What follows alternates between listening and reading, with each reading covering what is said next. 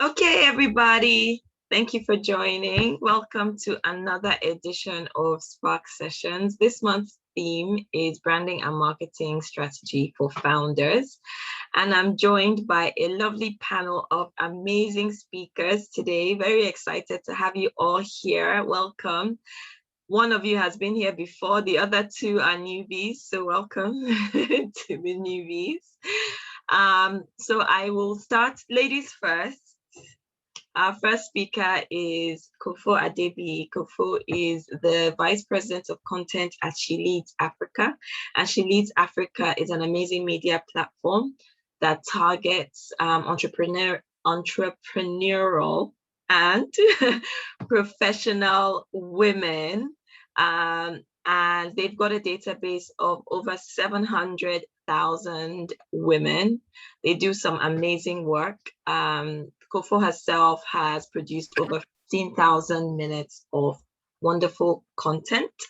So if you ever wanted to pick anybody's brain about content, she's your lady. Her background is from Africa Magic to Ebony Life. Kofo and I also worked together at iFlix, which then became Kwesi iFlix.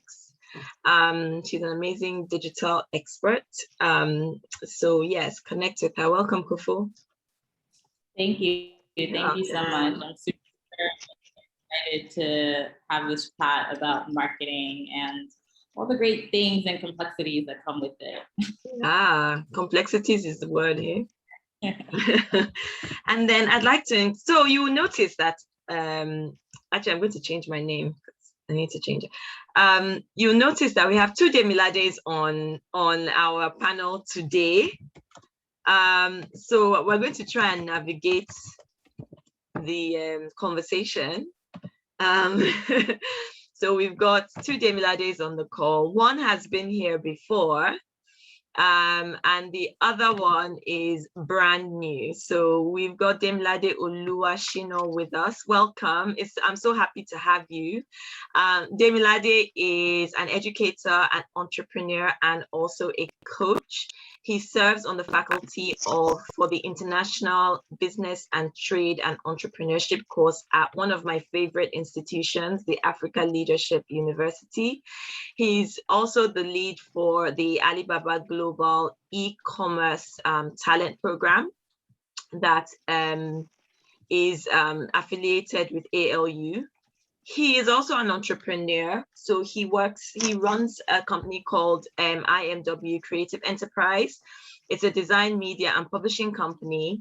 And now he's the founder of Amplify Works, which is a digital business strategy and marketing agency based in Rwanda.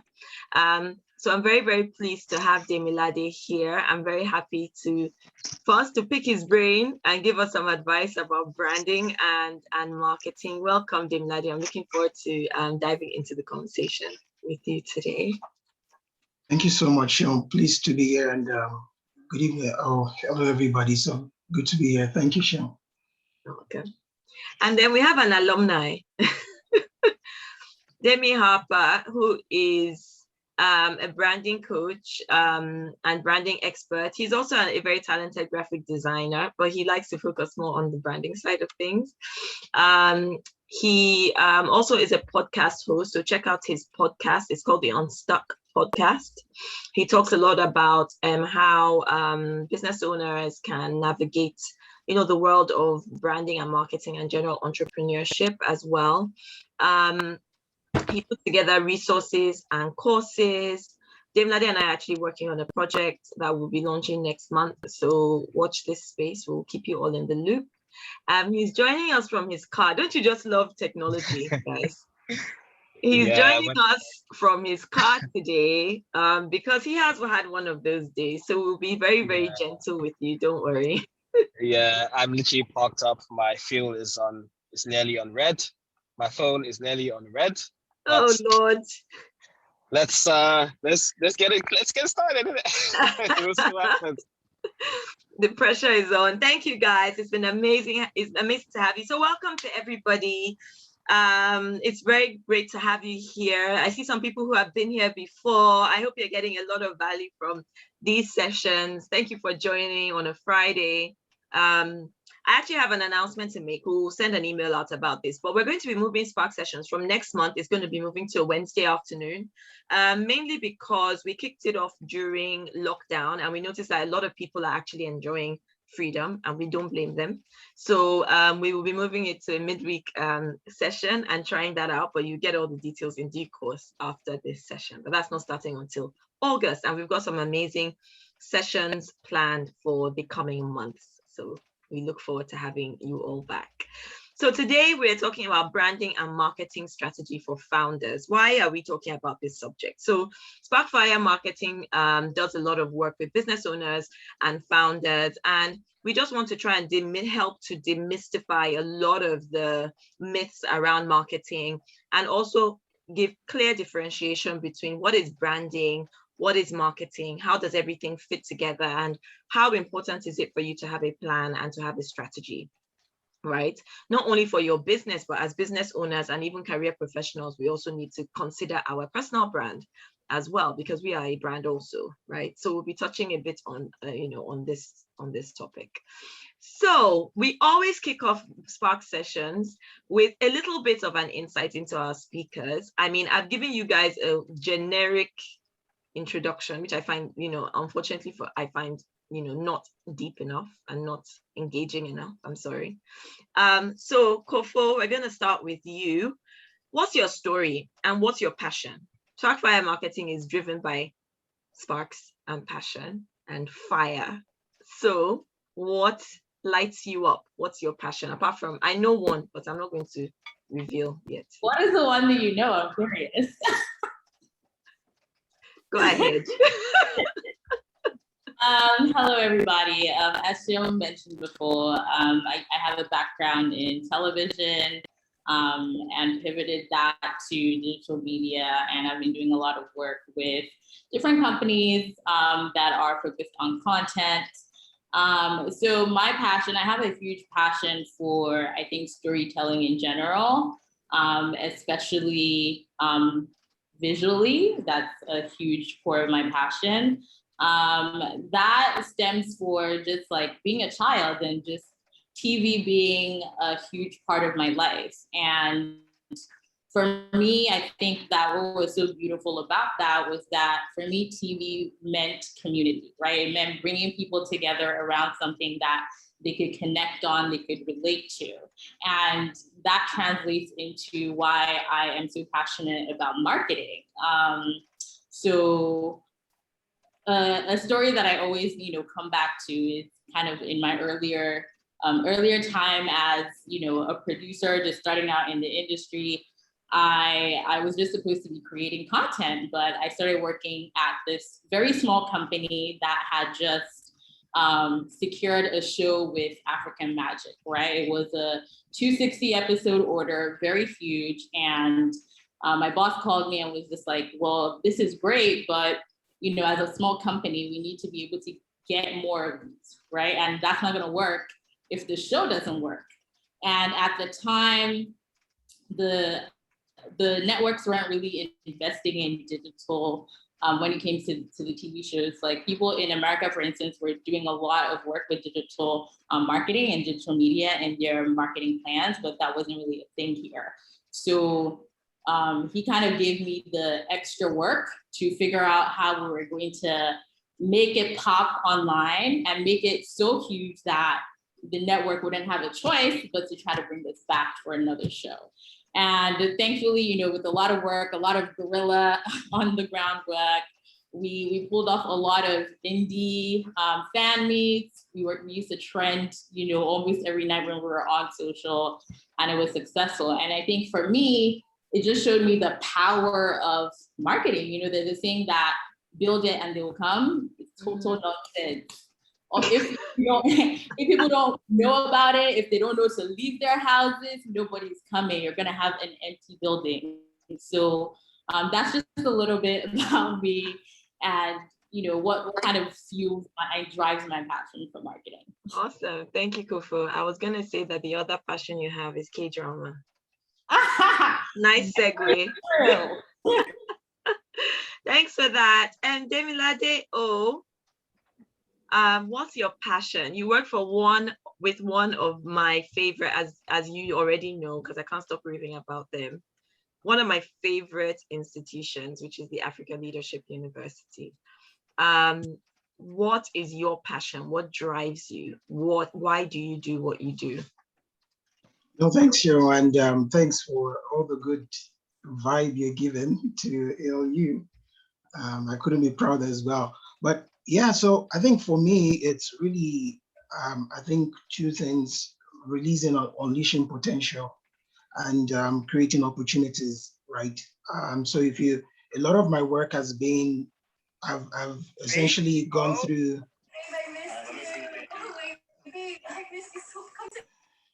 Okay. To me. Sorry. Okay, great. Yeah, so I've gone through several transitions in my own journey. Starting from studying agriculture, moving into training, and then moving into some publishing and media and advertising work, and then transitioned into higher education and into digital and just right now a lot of learning development, but also marketing.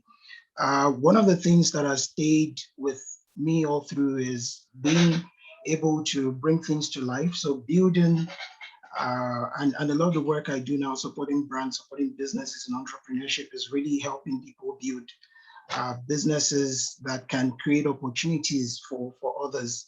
And my work at the university, also empowering the next generation of African leaders, is really driven by that same sort of ethos, is driven by that same conviction. For me, marketing has just been something I've been interested in for a very long time.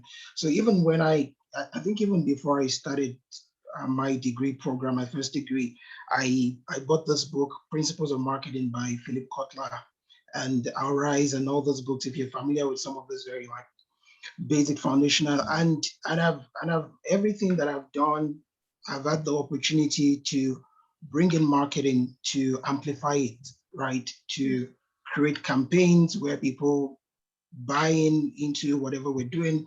I did this all through university, and I did it even after university. So for me, marketing has always been reaching out to people with a message, giving them that wow component of what we've created, right?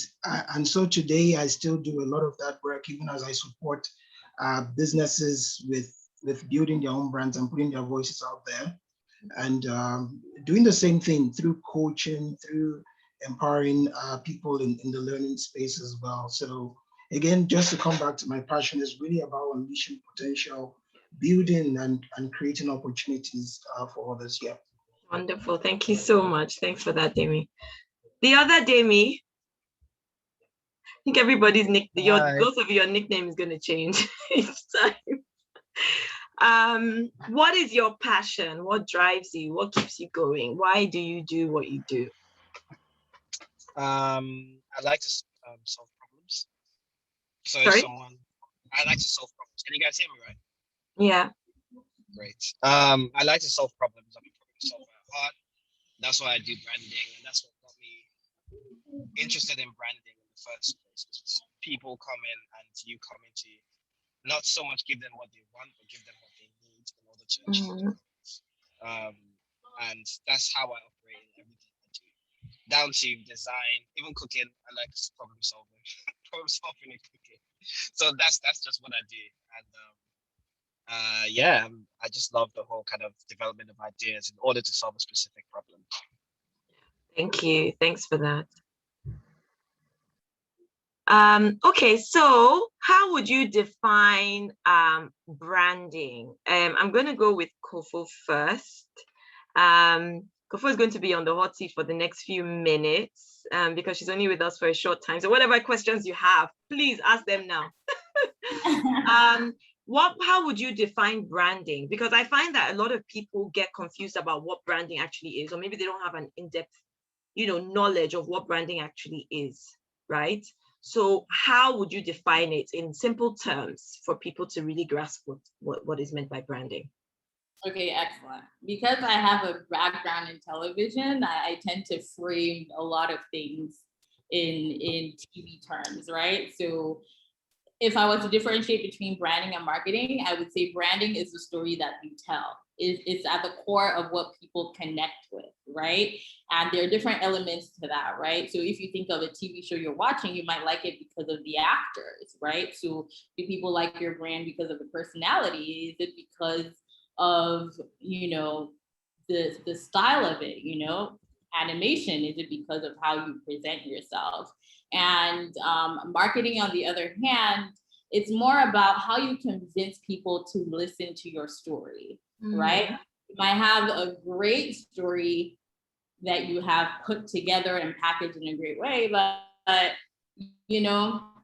you are competing for people's time, you're competing for their attention, you're competing for their money. So why should they give you the time of day? So that is the work of marketing, and branding is, the story that they come to relate to, right? And we talk about sustainability and continuity.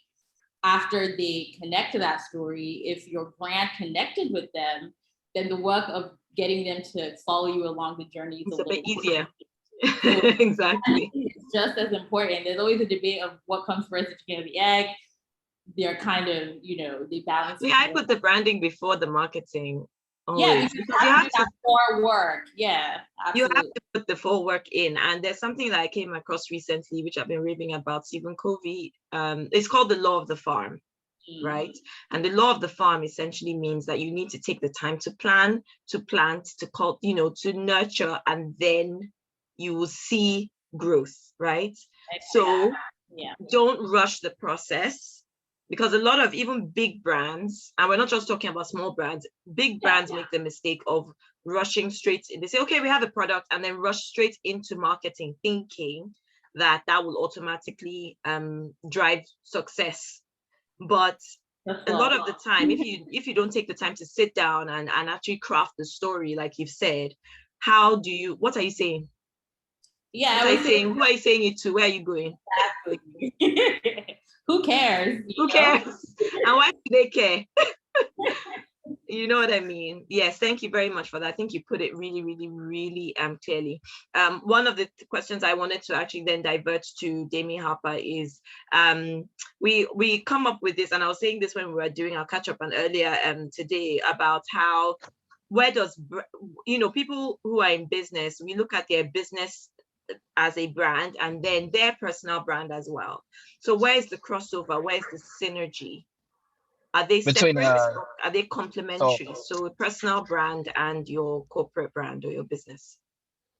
So for me, I have a personal brand and a corporate brand. So I have Bravey Studio, which does the designs elements of things, and I have the Demi Harper, which is the strategy element of things. And the more kind of free-flowing creativity kind of thing. It goes back to the problem you're trying to solve. If you are trying to solve a specific problem with your personal brand, that could be completely separate to the corporate side of things. Well, it just depends on your goals. Some people like to combine the two. Some people like to keep them separate. I do think that they can work hand in hand, but it's all in the name, really. Personal branding, you're using yourself in order to sell and in order to communicate. Whereas when it's a corporate kind of thing, you're not necessarily using your face, although there might be a face to that business, like the Jeff Bezos and the Mark Zuckerbergs and all that kind of stuff. But when it comes to the corporate brand, it's more of it's not just you, it's the community that represent that product, if you see what I mean. Yeah. So when you look at something like Amazon, you're not seeing someone's face, you're seeing Amazon as a living, breathing person.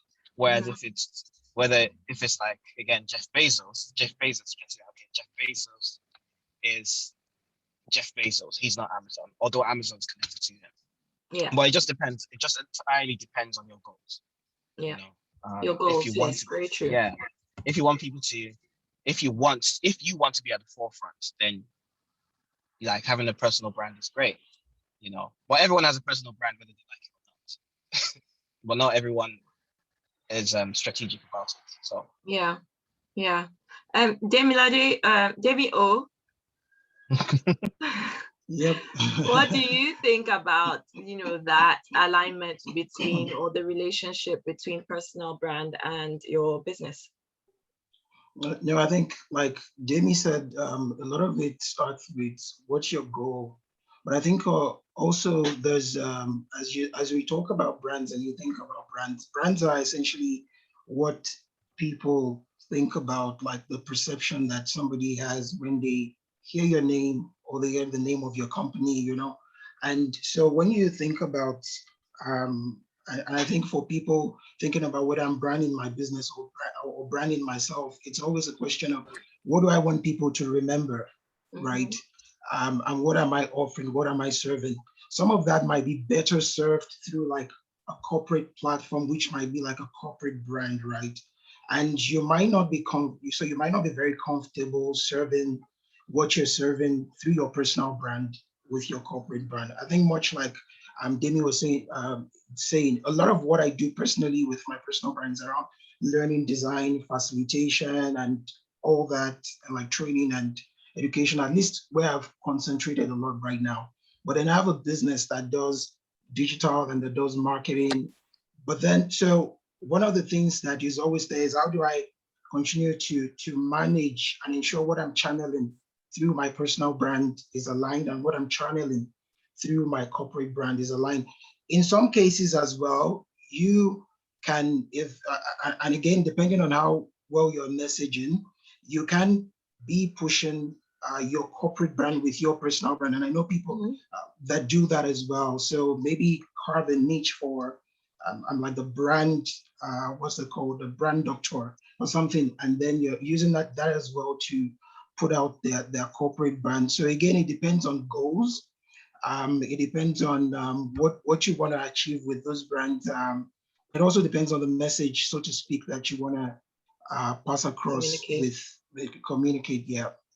Great, thank you. And the next question, because Kofo has to drop off, unfortunately. How time flies. Okay, the question, I'm going to skip ahead a little bit for you, Kofo, before you go, right? So we usually skip to the advice bit later down the line, but I'll just give you a couple of minutes to just give some advice on for people who are struggling to define their brand and their marketing strategies. What nuggets can you leave for them while you're here? Okay, excellent. Great question. So I'm going to leave everybody with two major nuggets, right? So the first one is knowing who you are and sticking to it, right? That is at the core of what people can connect to. That is at the core of what people are going to follow you for, right? That doesn't change. If you think about the biggest brands that are in the world, the core of who they are hasn't changed. Disney, the core of who Disney is has not changed, right? Stick to that.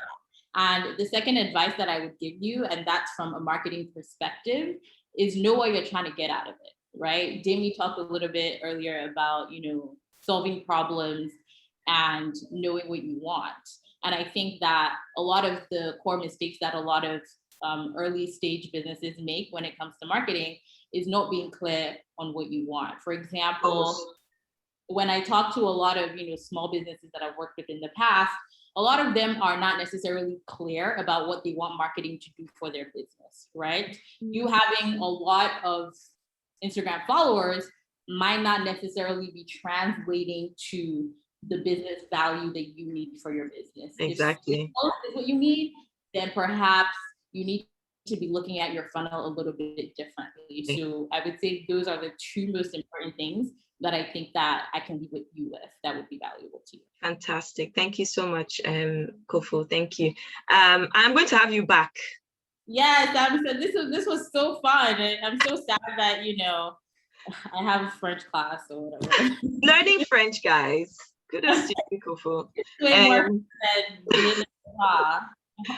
But yes, I really 100% agree with Kofo. And also the two Demis actually touched on this. You need to know what your goal is and really approach everything with the end in mind. And one of the things that I learned from the African Leadership Group when I did the accelerator program was something called backward planning. So you start with what success looks like for you, and then you break that down into the key milestones that would get you closer to that level of success, and then break that down into actionable points, right? So what Kofo said is very, very true. I've worked with people that have hundreds of thousands of followers on social media. Those followers do not convert. They don't. Why? Because there's probably not a clear strategy. So if your goal is, okay, Kika, thank you very much for that question. So basically, if you're not sure what your goal is, in marketing, there can be different objectives, and those objectives tend to change at different stages in your life cycle, right? So sometimes maybe when you're launching, you have a certain goal, and then 6 months to a year down the line, your goals can adjust, right? So you need to know what you're chasing, what you're driving at specific times. It's very, very time sensitive. So I wouldn't say, okay, I make a goal for 2021 the same way we set New Year's resolutions and think, okay, we'll review it again in 2022. It doesn't work like that with a business. You know what I mean? So, so yes, you have to also be very, very conscious of what is happening in your space and in your organization in order to adjust your goals and optimize, because it's also a learning process. So Demi O, I have a question. Okay, there are 2 questions in the chat which I really like us to get to. One is, as someone relatively new to marketing and branding, I find that there is no way of measuring performance. I would like to know your thoughts. How do you measure performance? And I think that also links back to goals. What are you chasing? What's your objective? You know, so Demi O, I would like for you to address this question as well, please.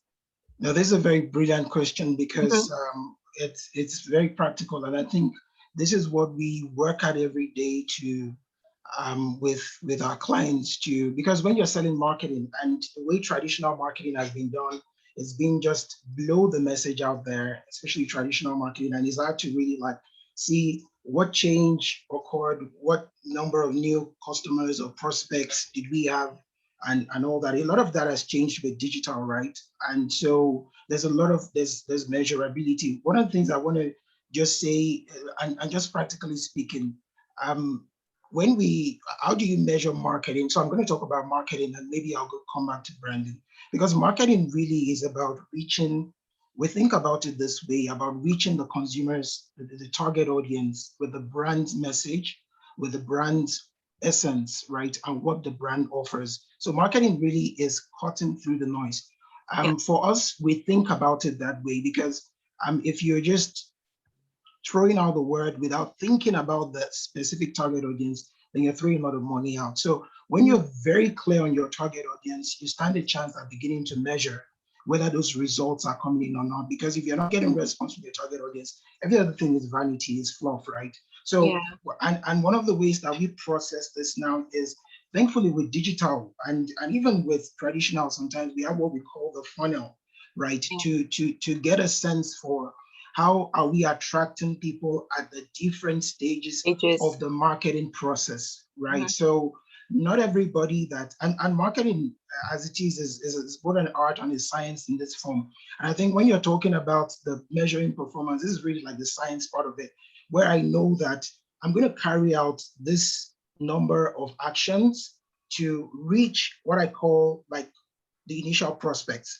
And then I'm going to further narrow that down by sharing another set of messages to people that are like marketing qualified leads. And then I'll go down to what I call sales qualified leads. So, and then I eventually get to the point where there's conversion.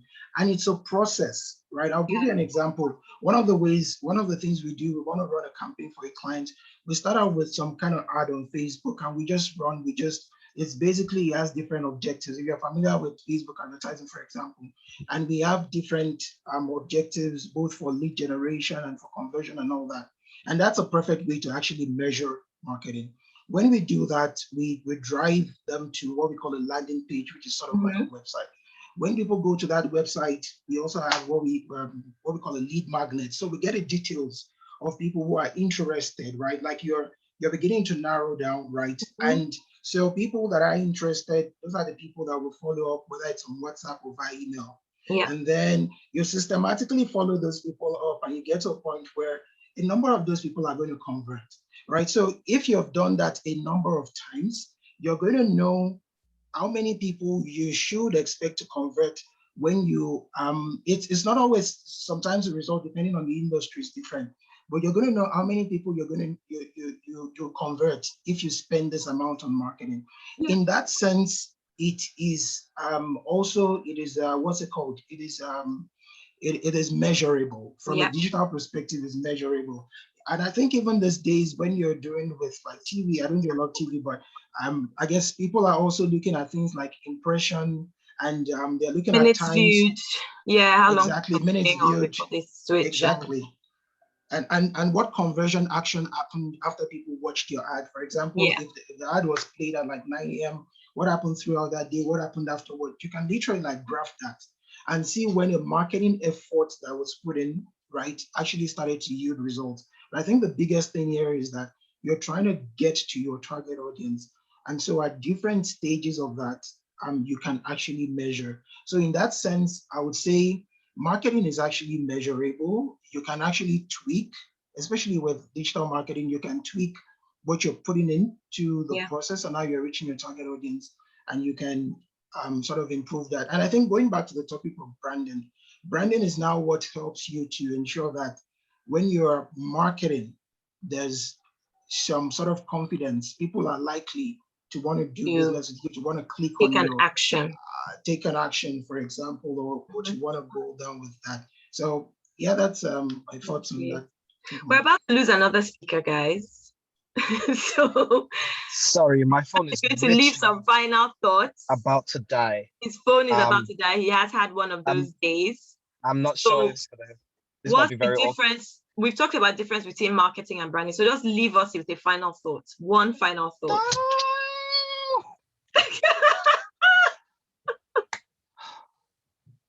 What happened?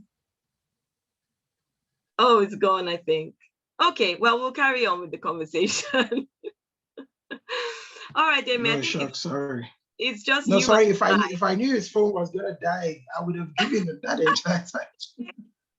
as long as he's all right. I actually hope he's okay. Yeah, I think So the I'll phone check with dropped. him. Yeah. Yeah, Demlade is having one of those days, guys. Our hearts go out to him. Okay, so I think it's just you and I think that we can carry the conversation. And That's guys who are on the call, please also just feel free to ask questions. We have another question from Matthias, actually, which is a great question. Matthias's question is, if your personal brand is tarnished, can it affect the brand or reputation of your company? How can entrepreneurs differentiate their personal brands from that of their organizations so that if one is affected, it doesn't affect the other? That's a brilliant question. A great question. I'm going to answer it from what I've observed, where I'm at. I've seen, and I think that for me, I'm very conscious of it, right? And that's the reason why I do not put all my eggs in my basket or in one basket, so to speak. So I have a number of business projects or like businesses across different things. The things that I really show my face on are, like I said earlier on, is around learning, development, coaching, facilitation, and all that, because it needs a personal touch. But when it comes to some of the other businesses that I run, even that there is a business that I run that's involved in training as well, but I am not front and center of it, right? I work with other coaches and then we have a system. I think one of the things for me that's instructive and why I do that, and that's my answer, is that you can, number one, build a system that is not dependent on you or your behaviors. For me, it takes a lot of stress off me. For people who are obviously like doing maybe their face is like their business, that's a lot harder. But if you think about all celebrities that are out there today, some of them you don't even know the businesses that they are doing. Yeah, right. Like you don't separate. They keep them very separate, right? Like there's an intentionality to not put everything, because with social media, cancel culture, and everything these days, it just takes one statement from your personal brand to be out there, and everybody just pats you aside. So what I'll say is that, number one, the business, even if you are pushing the business, from the early stages, you should be clear that the business has an identity of its own. And this is also where branding comes in, because you want the business outside, you want people to be able to do business with the business outside of you. Because Yeah. you're going to get to a point where you have so many customers, people should be able to feel like, I'm doing business, I'm not meeting with Sheung or I'm not meeting with Dimlade, but I'm Yeah. going to get the results that That I I should be need. getting. Do you understand? So even though I am sometimes the face of business, I'm pushing it, it's also clear that even when I'm not there, the business can run. And Yeah. you do that intentionally, you do that through communication, you do Mhm. that through allowing other people People to to take some of take, that, get that yeah, exposure. Yeah. exactly, people that are working with you, people that are, Mhm. and just ensuring that you are deflecting the light of you as much as you can, right? I've Mhm. worked with organizations where like the CEO doesn't even like, for a year, Like the doesn't show his spotlight. face. He Yeah. doesn't like it. It's just like somebody else and a number of other people, because you don't want to incur that collateral damage. So those are some of the things I would say. I'm just recapping. I would say number one, it's if you are diversifying in terms of the kinds of businesses that you're doing, you might Yeah. want to think about which one is best for me to show my face or to tailor according to myself, and which one should actually take a life of its own. Yeah. And that's branding now. Like, what's Mhm. the essence of this brand? And like we were saying, Sheon, as well, is that you want to also get other people visible and make it a brand that you are now a part of, Out right? of, yeah. And so when people have loyalty towards the brand, it's just not you. You still have influence, right? Because people have come through you, people know you, but then they also have loyalty to other parts of the brand that are not necessarily you. Exactly. So that's, yeah. Yeah, and I'm all for putting team members forward. With my team, and I'm going to send them for those team members who are not on this call. I have said it several times. Everybody has to, we have to share the responsibility of promoting the brand, because it's not all about one person. There is a machine that's functioning in the background.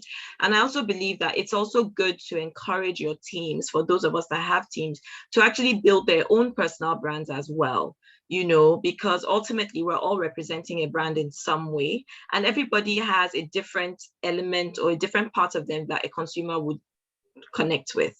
You know what I mean? And it shows Absolutely. diversity. True. And it also shows that it's not a one-man band, you know?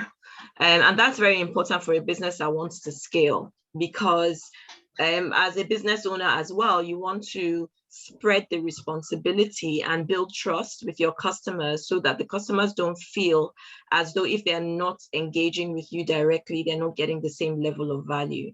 One brand that does this very well is BuzzFeed. And I'm a huge fan of BuzzFeed.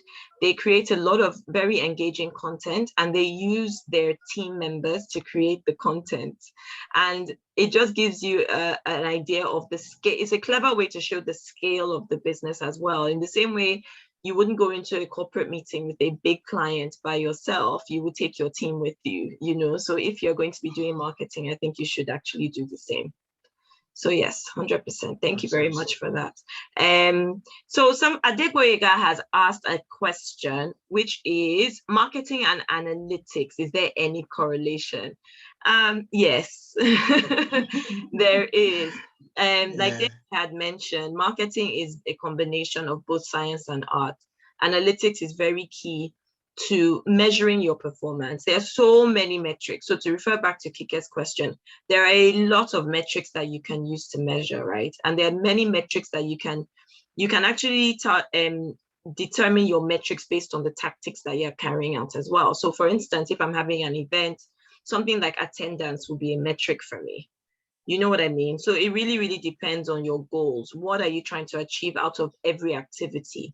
So marketing analytics goes very much hand in hand. So for instance, if you're monitoring your social analytics, you want to know what type of content is the most engaging, what type of content is getting you the highest reach, what type of content is compelling people to actually take an action or the desired action.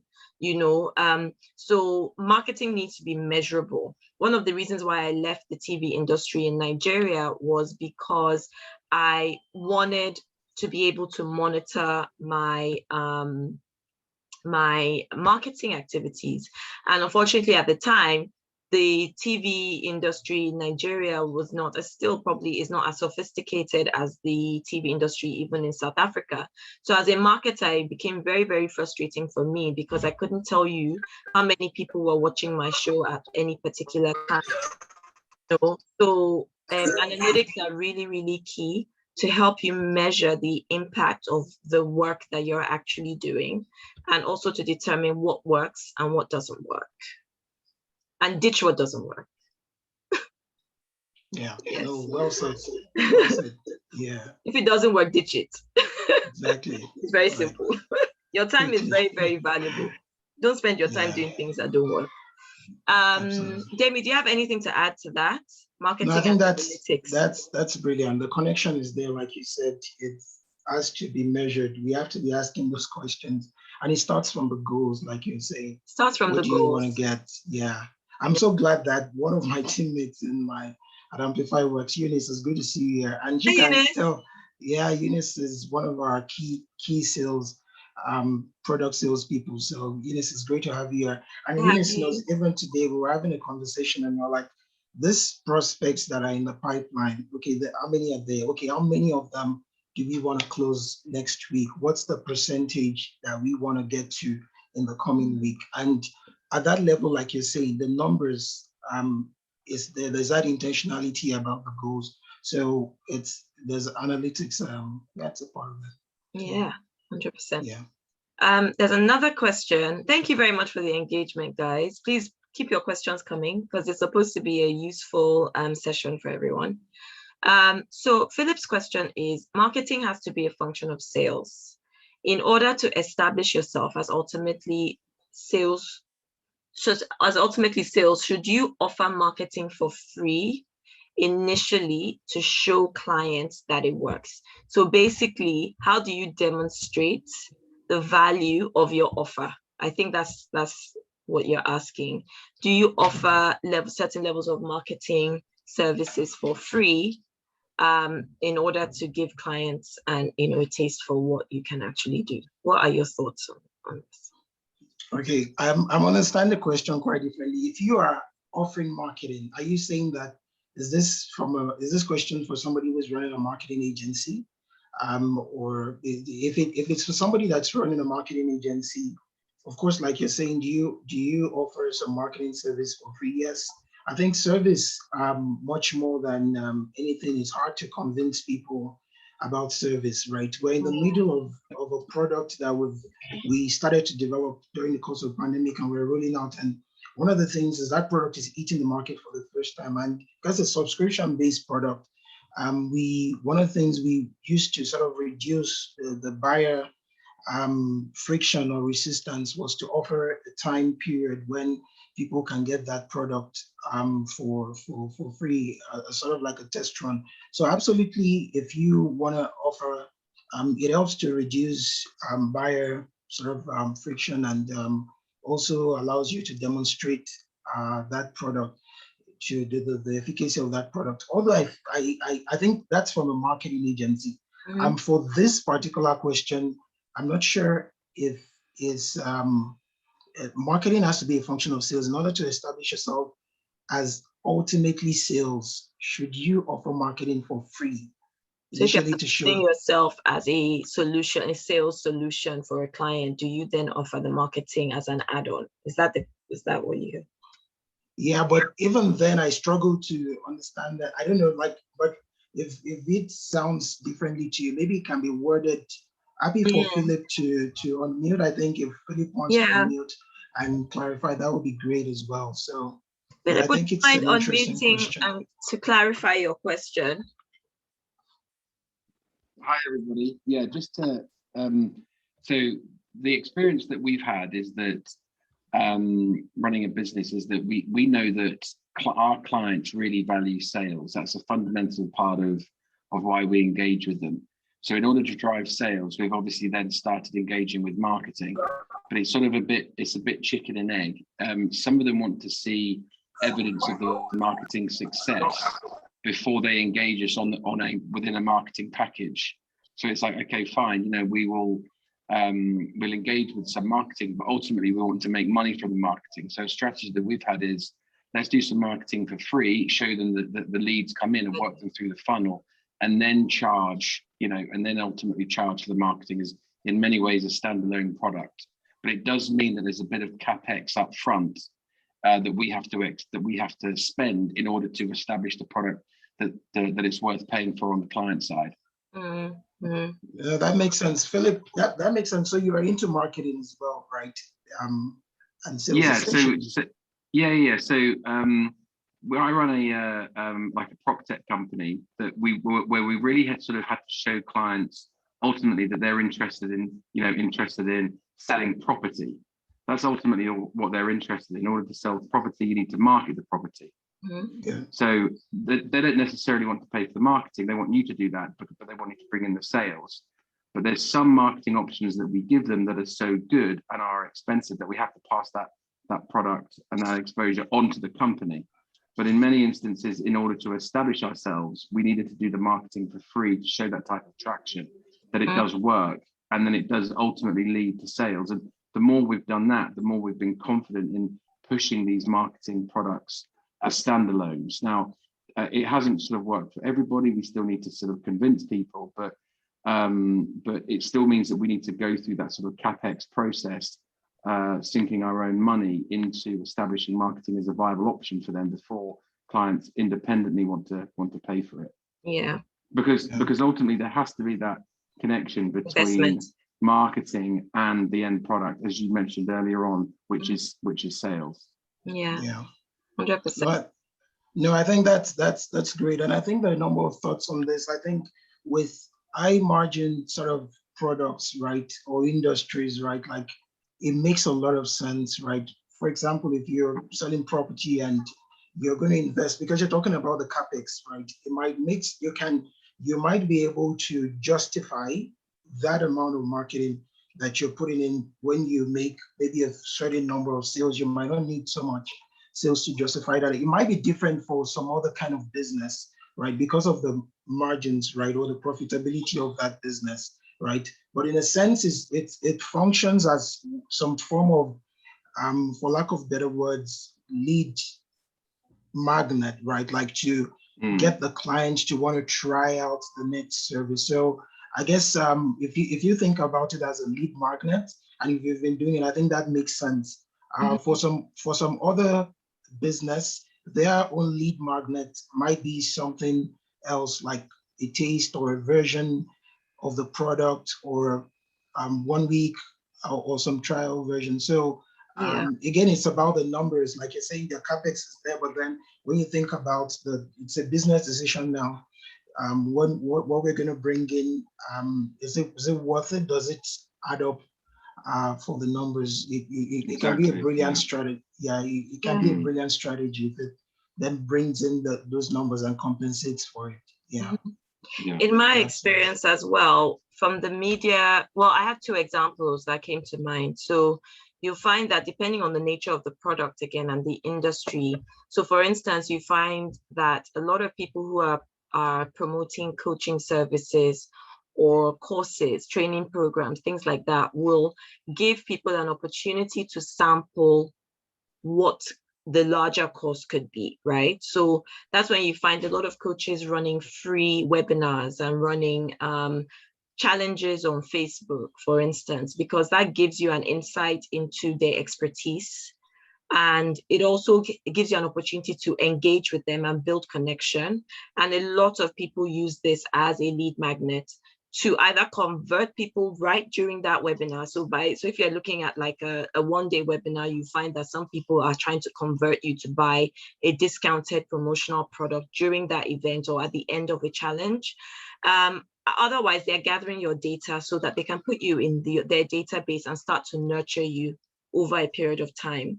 So so this alludes to what Demi said earlier about the funnel, where we have people who probably would stay in the top 2 sections of the funnel initially, but the goal is actually to get you to the bottom of the funnel where you convert. And there's so many different tactics to do that. And I'm also a firm believer in spending money to make money. Honestly, I mean, from working in the media industry as well and selling established brands like SpongeBob and Nickelodeon and MTV, a lot of clients would still come and say, look, with this project, they actually want to see some level of commitment from you as the brand, right? And they also respond very, very well to case studies. And the way I see it is that when you invest money in doing some of those, carrying out some of those tactics by yourself and actually making the investment, it also builds trust and it gives you data that you can actually take back to a client and say, look, we've done it already. These are the results, because then they feel as though the risk is reduced for them. And it's not like you're trying to use their money to experiment either. Yeah, No. because with our particular business model, we're B2B2C, so business to business to consumer, and we've found that there's a lot more marketing required on the B2C side, as you would expect, than on the B2B side. That's not necessarily saying that the B2B you don't need marketing, but you do need to be able to reach as many of the right consumers as possible. In order to sell them, you do need the analytics to show the businesses that it does work. It works. Yeah. I need the results. Absolutely. They need the results. Yeah. Great. Thank you. Thanks so much for that, Philip. Oh, we're coming up to 6:30. We have a few talking points left. But it's great that the questions have also some of the engagement. Yeah. So what makes a good brand? Demilade, in your opinion, what makes a good brand, a strong brand? Yeah, I think what makes a good brand, as much as it is your responsibility to build the brand, we're talking about, know what you stand for, know what is, so I would say it's on two sides.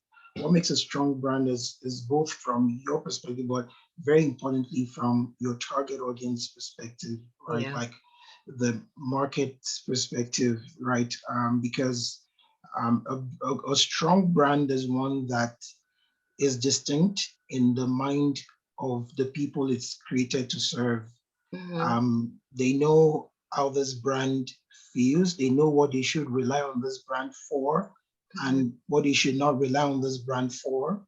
They know very clearly in their minds why they should choose this brand over. Because when you look at the idea of branding, is really coming from, I was going to say position, but also when you think about it, if we look at, if we use fast foods, for example, and we think about the different brands in the fast food space, right? Like there are certain brands that you associate certain types of feelings or services or expectations or experiences to, Yeah. that you don't necessarily attach to others. And when you want that particular kind of feeling and experience, you go to that brand.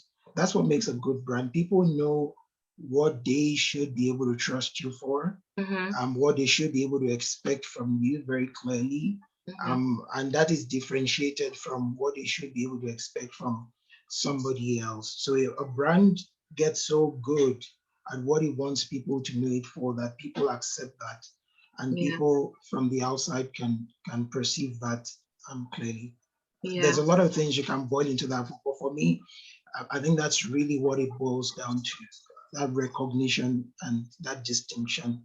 And and that love and loyalty, if you will. Love. Yes. Thank you so much for that, Demi. And one of the things that came to my mind while you were speaking is that what is a brand is not everything. A brand is not designed to be everything to everybody, right? And I'm a very strong believer in putting your customer or your client at the center of what it is that you're doing, because that is how you build the connection, is to take the time to really understand and show some kind of affinity to who you're speaking to. And taking that time is what will actually spark the ideas and the right the direction that you need to go in. And there really is no wrong answer. You know what I mean? There really is no wrong answer. And it's all about learning. And the sooner we can actually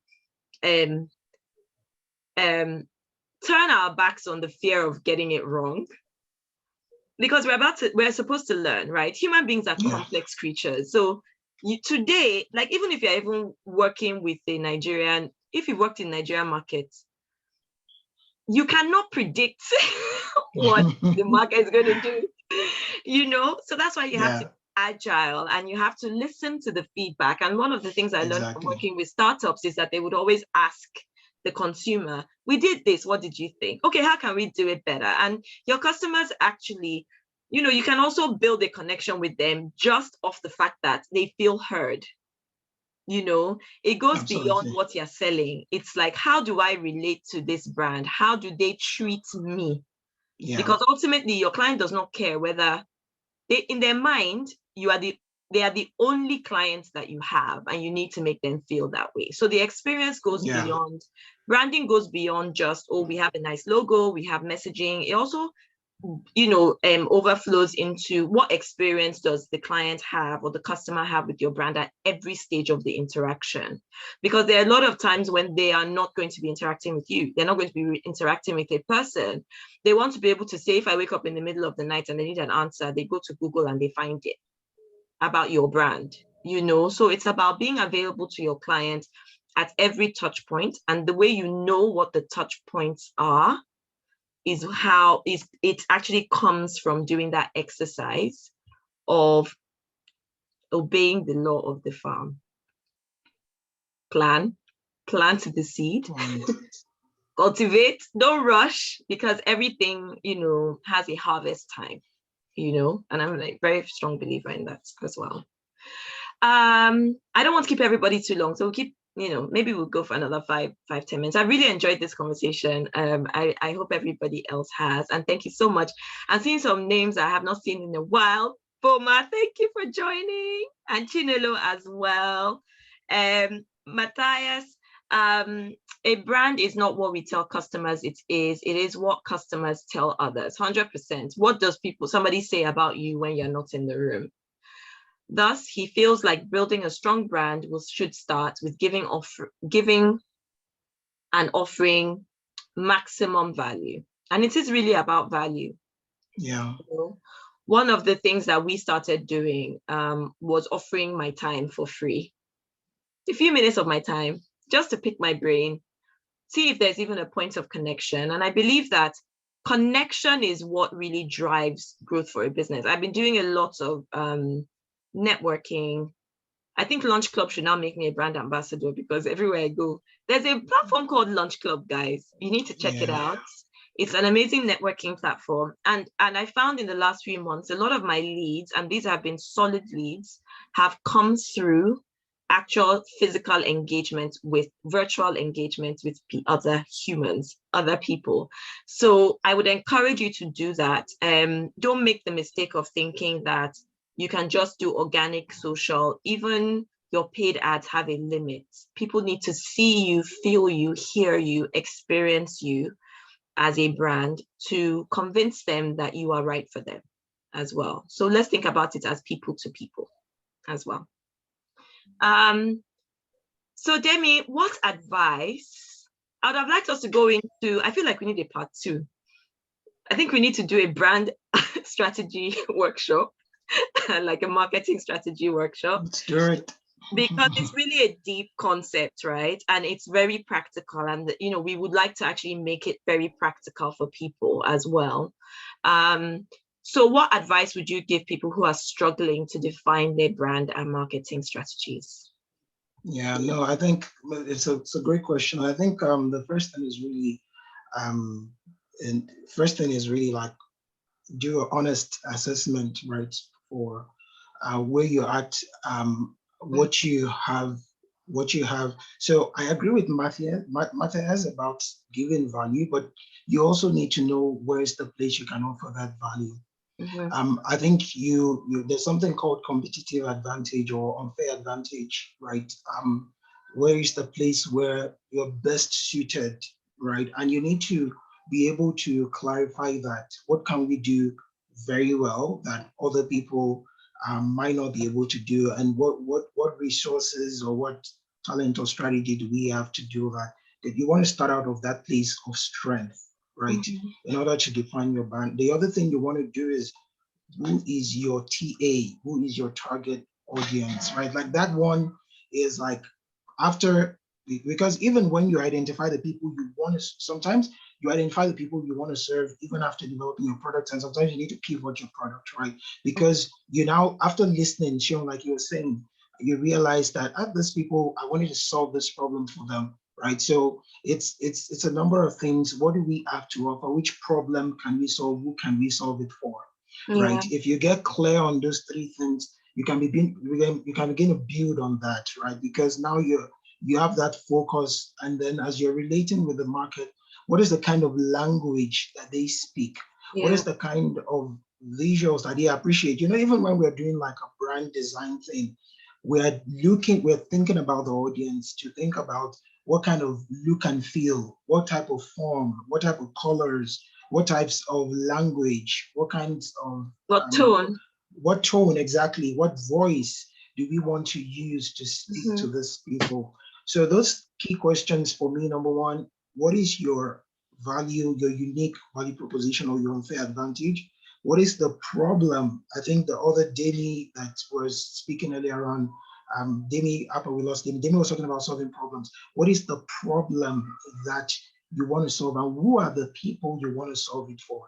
So when you're very clear about that, it might take a journey, and it's a process, like you were saying, there's no wrong answer, but as you are interacting with that audience, you're refining your message, you're refining the way you do things, you're refining your look and feel, you're refining everything to now be able to do that even better. So that's the advice I would sort of give, to think through those questions and answer them, and you feel a little bit more aligned.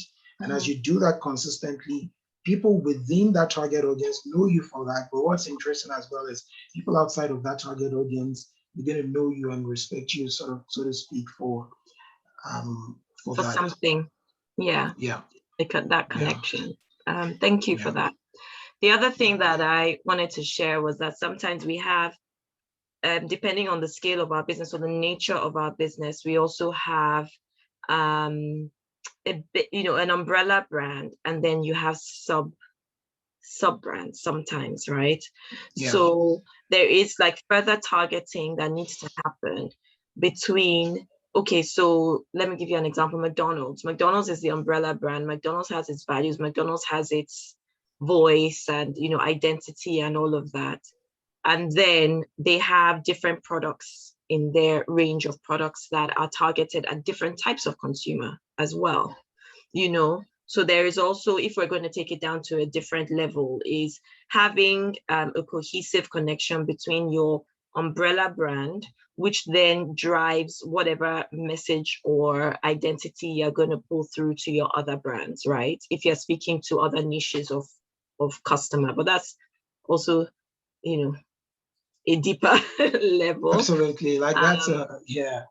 And it really depends on what stage you are, or what the structure or nature of your business is. In the content business, it's working for Viacom. There was a product for kids and family.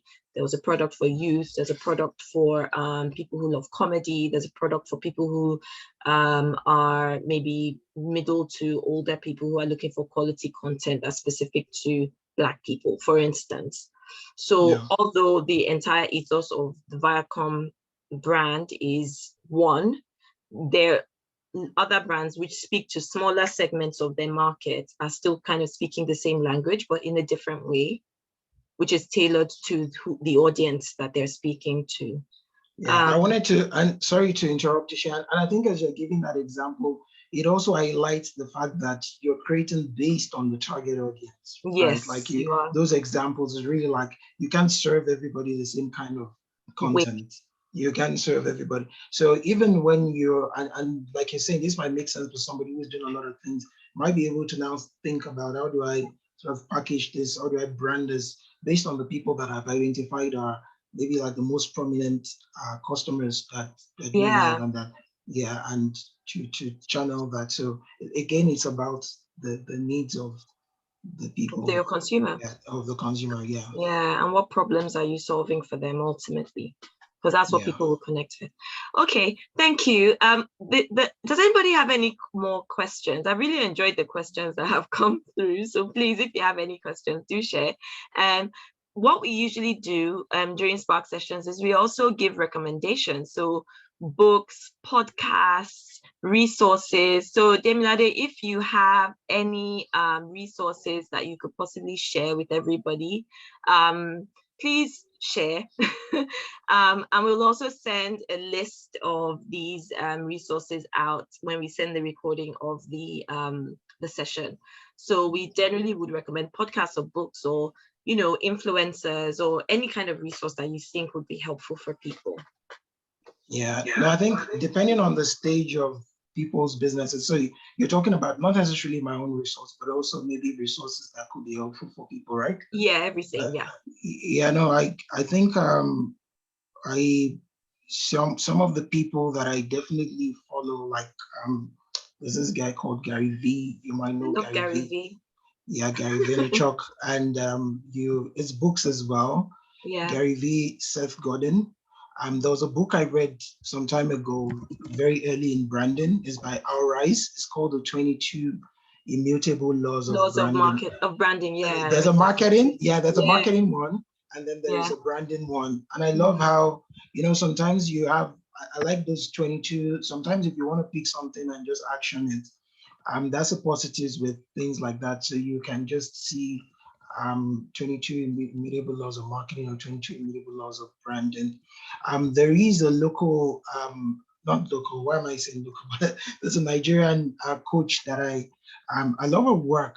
She's called Trisha Bees. She I know Trisha does a lot of yeah. marketing stuff for people as well, and especially for small business owners, depending, very actionable stuff. And down to earth content. So those are some of the people. And then if you're looking to do courses or programs, the ones I've found very, it depends. Like if you're going into a business into digital or marketing, right? Like there's CXL. It's called CXL. Customer conversion. CXL is a great platform for some of the most detailed courses on like marketing, especially digital. So yeah, there's a lot going out. There's a lot of content on digital and marketing all over the place, but I have personally benefited from this ones. I mentioned Seth Godin as well.